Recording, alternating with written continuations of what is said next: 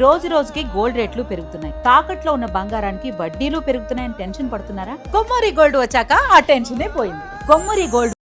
కోడళ్ళకి సాంప్రదాయ వంట విధానాలు నేర్పించండి అంటూ కోడలికి సంబంధించిన తల్లులకి పిలుపునిచ్చారు కేరళ ముఖ్యమంత్రి విడి సతీశన్. సో మరి ఈయనకి కూడా ఒక కుమార్తె ఉన్నారు. ఆవిడ కూడా ఒక ఇంటికి కోడలుగా వెళ్ళవలసిన ఆవిడే. మేబీ మరి వెళ్ళారా ఇంకా వెళ్ళలేదనేది మనకు ఐడియా లేదు. బట్ నేర్చుకోవాలి తప్పకుండా. వాళ్ళ తల్లిగారు కూడా మరి వంటలు నేర్పించారో లేదో తెలియదు, కానీ ఈయన చెప్పిన ప్రకారం అయితే మాత్రము ఖచ్చితంగా వంటలు అయితే నేర్పించాలి. సో ఈయన ఒక ముఖ్యమైన మీటింగ్లోని, ఒక సభలోని ఈ ప్రస్తావన తెచ్చారు. మన సాంప్రదాయ వంటలు ఇవన్నీ కూడా వెనక్కి వెళ్ళిపోతూ ఉన్నాయి. మీ దగ్గర చాలా టాలెంట్ ఉంది, చాలా నైపుణ్యం ఉంది మీ అందరి దగ్గరను. సో రకరకాల చిట్కాలు ఉంటాయి మీ దగ్గర. సో ఇవన్నీ కూడా కోడలికి నేర్పించండి అంటే మీ తల్లులకి చెప్పారు. పిల్లలకి నేర్పించండి, మీరు అన్ని నేర్పించి మీరు ఒకరింటికి పంపించగలిగితే అక్కడ ఇంకా బాగా వంటలు చేసి ఇంకా చక్కగా వాళ్ళు ఆరితేరి మంచి పేరు తెచ్చుకుంటారు, ఆ కుటుంబ ఆరోగ్యానికి సౌభాగ్యానికి తోడ్పడతారు అని చెప్పేసి ఆయన ఇంకా మీరు చాలా టాలెంట్ ఉంది అంటూ కూడా మహిళలందరికీ ఆయన పిలుపునిచ్చారు. మరి ఈ ప్రస్తావన ఎందుకు తీసుకొచ్చారు? అసలు వంటలతోని ముఖ్యమంత్రికి ఏంటి సంబంధం? అసలు ఏదైనా బాగా చదివించండి, విద్యావంతులను చేయించండి. ఈరోజు స్త్రీలతో పాటు మహిళలు కూడా పురుషులతో పాటు స్త్రీలు కూడా సరిసమానంగా ఉన్నారు. రాకెట్ సైన్స్ను కూడా కనుగొని గగనతలానికి ప్రయాణం చేస్తూ ఉన్నారు. సో అంతటి ఎత్తుకెదిగిన మహిళని ఇంకా వంట చేయండి, వంటగదిలోనే ఉండండి అని ఆయన ఎందుకన్నారు? దీని వెనుక అంతరార్థం ఏంటనేది ఎవరికి అర్థం కాలేదు. బట్ మేబీ నేను అనుకోవడం ఆయనకి ఇంట్లో సరైన వంట కానీ సరైన చేతి భోజనం కానీ దొరకడం లేదేమో. ఒకవేళ అలా ఏమైనా విసుగు చెంది ఆయన విషయం అన్నారా, లేకపోతే ఆయన దగ్గరికి ఏమైనా అర్జీలు వచ్చినాయా? వాళ్ళు మిగిలిన మంత్రులు కానీ లేదా ఆయన క్యాబినెట్లో కానీ ఏమైనా చర్చ జరిగిందా? మా ఇంట్లో లేడీస్ వంట ఏం చేయట్లేదండి, మాట్లాడితే ఈ జొమాటో స్విగ్గీ లిటిల్లో ఆర్డర్ పెట్టేస్తున్నారు, ఏం కావాలన్నాను. సో చేతి వంట తిని చాలా రోజులు అయిపోయింది బస్ అని వాళ్ళు ఏమైనా అన్నారా? మరి మీటింగ్లో ఈ ప్రస్తావన వచ్చి ఆయన ఇంక ఉండలేక సభాముఖంగా మహిళలందరికీ కూడా ఈ రకమైన పిలుపునేమైనా ఇచ్చారా? సో దీనికి సంబంధించి ఆయన ఏమన్నారంటే, బలవర్ధకమైన పదార్థాలని వీటన్నింటినీ కూడా ఎలా తయారు చేయాలనే విధానాన్ని మీ పిల్లలకు మీరు నేర్పించండి, పాస్ చేయండి, లేదంటే కనీసం కోడళ్ళకైనా చెప్పాలి అని ఆయన ప్రసంగంలో చెప్పారు. మొత్తానికి ఇక్కడ కాన్సెప్ట్ అంతాను ఆడపిల్ల వంట చేయాలి అంతే. వంట చేస్తే ఆ భర్త కానీ అత్తమామలు కానీ పిల్లలు కానీ అందరూ తిని ఆరోగ్యంగా ఉంటారు. బయట నుంచి తెప్పించుకోవద్దు అనేది కాన్సెప్ట్. అలాగే సాంప్రదాయ వంటలను కూడా నేర్చుకోండి, అవన్నీ కనుమరుగైపోతూ ఉన్నాయి అని చెప్పేసి ఆయన ఇక్కడ చెప్పదలుచుకున్నారు. బట్ ఆయన మాటల్లోని చాలా మందికి ఏమనిపించింది అని అంటే లింగ వివక్ష కనిపించింది. అక్కడ ఆడవాళ్ళని ఆయన వంటకి పరిమితం చేయాలని అనుకుంటూ ఉన్నారు. అందుకే కోడళ్ళకి కూతుళ్ళకి వంటలు నేర్పించండి అంటూ కూడా వాళ్ళ అత్తగారిని అమ్మగారిని ఆయన పిలుపునిస్తూ ఉన్నారు. మరి ఎందుకు ఆయన భార్య కానీ కూతురు కానీ ఏమైనా చెప్పగలుగుతారో సమాధానము ఎందుకు అన్నారు అనేది? మరి వాళ్ళు వంటలు వండుతున్నారా ఇంట్లోని? ఆయన సతీశన్ గారు ఆయన భార్య చేతి వంట లేదా కూతురు చేతి వంట తింటున్నారా, లేకపోతే ఆయన కూడా స్విగ్గీ జొమాటోలు తింటారా, లేకపోతే ఆయనే చేసుకుంటున్నారా? సో ఇది ఇప్పుడు అందరికీ కూడా డౌట్. దీన్ని అక్కడున్న మంత్రులు ఎవరు కూడా ఏకీభవించలేదు. ఏం మాట్లాడుతున్నారా మీరు అసలు ఇంత పెద్ద సభలో కూర్చొని?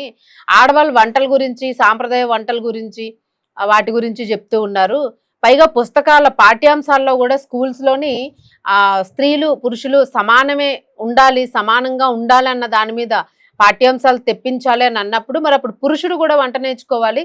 ప్రతి పురుషుడికి కూడా తన తల్లి వంటని నేర్పించాలి లేదా తన అత్తగారు వంటని నేర్పించాలని చెప్పారా అని ప్రశ్నిస్తూ ఉన్నారు. మరి నిజమే కదా, ఆబ్వియస్లీ స్త్రీ ఇద్దరు సమానంగా ఉండాలని పాఠ్యాంశాల్లో కూడా చేర్చాలి అని అన్నప్పుడు అంటే పిల్లలకి చిన్నప్పటి నుంచే ఆడవాళ్ళు మగవాళ్ళు సమానమే, ప్రతి పనిని కూడా ఇద్దరు షేర్ చేసుకోవాలి. ఏ పనికి ఎవరు అతీతులు కాదు. వంట మగవాళ్ళు చేయొచ్చు, ఆడవాళ్ళు చేయొచ్చు. ఆడవాళ్ళు వంట చేసినప్పుడు మగవాళ్ళు గిన్నెలు తోమండి, మగవాళ్ళు వంట చేసినప్పుడు ఆడవాళ్ళు గిన్నెలు తోమండి.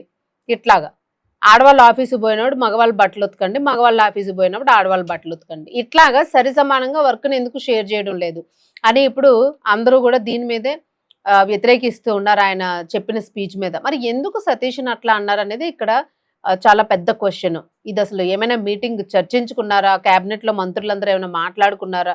బస్ ఇంట్లో వండి పెట్టట్లేదు అసలు లేడీస్ ఎవరు కూడాను.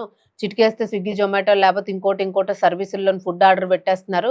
ఇంటికి మొన్న 10 మంది చుట్టాలు వచ్చారు, వండుదాము అని ఏదైనా నేను ఏమైనా సరుకులు తెప్పిద్దాం అని అంటే ఎందుకు ఆర్డర్ పెట్టేస్తే హోటల్ నుంచి 4 ఫ్యామిలీ ప్యాకులు తెచ్చి పడేస్తాడు అయిపోతుంది అక్కడితోనని అట్లా ఏమైనా అనుకుంటే విసుగొచ్చి ఏమైనా చేస్తున్నారా? సో దీని మీద అయితే ఏదో ఒక రెవల్యూషన్ తేవాలని కేరళ ముఖ్యమంత్రి సతీష్ అయితే మాత్రం ఒక పట్టుబట్టుకున్నట్టుగా అనిపిస్తుంది. బట్ దీనికి ఎవరు కూడా ఏకీభవించడం లేదు. అలాగే ఫేస్బుక్ పోస్టుల్లోనే విమర్శిస్తూ కూడా ఆడ మగ తేడా లేకుండా ఇంట్లో పని ప్రతి ఒక్కరూ చేయాలని అలాంటి పాఠ్యాంశాలను తాము ప్రవేశపెట్టనున్నట్లు కూడా ఆయన పేర్కొన్నారు. ఇది చెప్పిన ఆయనే అది కూడా చెప్పారు. సో అసలు ఆయన ఏం చెప్పాలనుకున్నారు, అది ఇక్కడ మనకి సస్పెన్స్. ఏది ఏమైనా కూడా ఈ రోజుల్లోని సీరియస్లీ ముఖ్యమంత్రి మాట ఏదైనా ఆయన ఏం చెప్పాలనుకున్నప్పటికీ కూడా ఆర్డర్స్ చేసేసి ఫుడ్లు తినే అలవాటు మాత్రం తగ్గించుకుంటే చాలా మంచిది. మనం ఏదో ఆ టైం సేవ్ అవుతుంది, లేకపోతే మనకి హెల్త్ బాగాలేదు చేసేసామని అనుకుంటే ఇంకా ఇంకా హెల్త్ డ్యామేజ్ అయ్యే అవకాశం ఉంటుంది. ఎందుకంటే అక్కడ ఎప్పుడు వండారు, ఏ పాచిపోయిన ఫుడ్ మనకి వేడి చేసి పంపిస్తూ ఉన్నారు, అందులో ఉన్నది అసలు చికెనా మటనా లేకపోతే ఇంకేదైనా మాంసమా, ఏది తెలియని పరిస్థితి. అసలు మనం ఆర్డర్ పెట్టిన ప్లేస్ నుంచే ఫుడ్ వచ్చిందా, మధ్యలోనే ఎవడో తీసుకొని వచ్చి ఇచ్చాడు, అసలు కరెక్ట్గా వస్తుందా లేదా, ఈ ఇష్యూస్ కూడా చాలా చూస్తూ ఉన్నాం మనం. సో ఏదైనా ఆర్డర్లు పెట్టుకునే కన్నా మన వంటలు మనం నేర్చుకుని సాంప్రదాయబద్ధంగా వండుకోవడం మంచిదే. అయితే ఆడవాళ్ళు వంటింటికే పరిమితము అన్న విధానాన్ని ఆయన మరలా ఇంకోసారి నొక్కి చెప్పినట్లుగా అనిపించడం వల్లే ఈ సమస్య అంతా ఇప్పుడు వచ్చింది. సో ఆడవాళ్లే కాదు, స్త్రీలు పురుషులు ఇద్దరు కూడా వంటలు నేర్చుకోవాలి, బట్టలు ఉతుక్కోవడం నేర్చుకోవాలి, వాష్ చేసుకోవడం నేర్చుకోవాలి, గిన్నెలు బట్టలు ఇవన్నీ పనులన్నీ కూడా ఇద్దరు సరిసమానంగా నేర్చుకోవాలి. ఎందుకంటే స్త్రీలు కూడా ఉద్యోగాలు చేస్తూ ఉన్నారు పురుషులతో సమానంగా. సో అన్ని ఈక్వల్గానే పంచుకోవాలి. సో పిల్లల్ని కనడంలో కూడా ఇద్దరి పాత్ర ఉంటుంది, ఒక్కళ్ళే కనరు.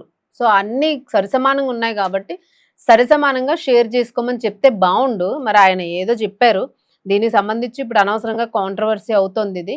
సో ఎందుకు ప్రస్తావించారు అనేది మన దగ్గర అయితే సమాధానం లేదు. మరి మేబీ ఆయన ఫ్యామిలీ కానీ ఆయన కానీ లేదా ఇతర మంత్రులు కానీ ఆయన దాని మీద అప్డేట్ ఇస్తారేమో చూడాలి. సో దీని గురించి అయితే అనుకుంటున్నారు ఆడవాళ్ళు వంటకి పరిమితమా, ఆడవారు మాత్రమే వంట చేయాలా?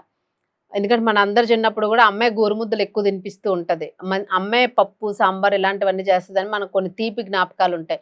అమ్మ చేతి వంట అమ్మ చేతి ఆవకాయ అని అంటాం, కానీ నాన్న చేతి వంట నాన్న చేతి ఆవకాయ అని మనం అనం. సాధారణంగా తల్లులే వంట చేస్తూ ఉంటారు. బట్ ఇప్పుడు మాత్రం రోజులు మారినాయి, పనులు పెరిగినాయి, బాధ్యతలు పెరిగినాయి కాబట్టి ఇద్దరూ కొంచెం షేర్ చేసుకుంటే బాగుంటుంది. సో మీ కామెంట్ అయితే తెలియజేయండి.